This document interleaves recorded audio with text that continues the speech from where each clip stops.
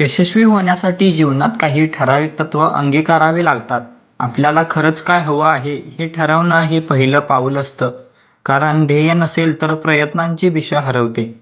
ध्येय ठरवल्यानंतर त्याकडे पोहोचण्यासाठी सातत्यपूर्ण प्रयत्न करणे, रोज थोडं थोडं प्रगती साधणं आणि शिस्त पाळणं अत्यंत आवश्यक आहे. या प्रवासात ज्ञानाची भूक कायम ठेवली पाहिजे. कारण नवीन गोष्टी शिकत राहिलं की आपली क्षमता वाढते आणि परिस्थितीनुसार जुळवून घेणं सोपं होतं.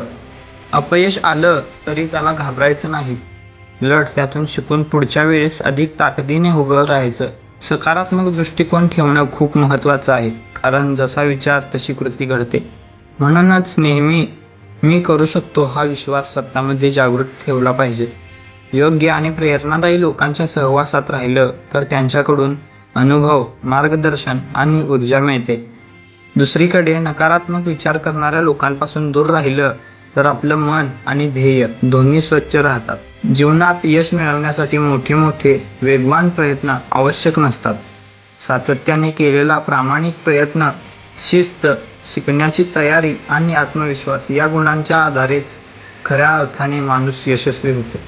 व्हिडिओ आवडल्यास लाईक, कमेंट आणि चॅनेलला सबस्क्राईब करायला विसरू नका. धन्यवाद.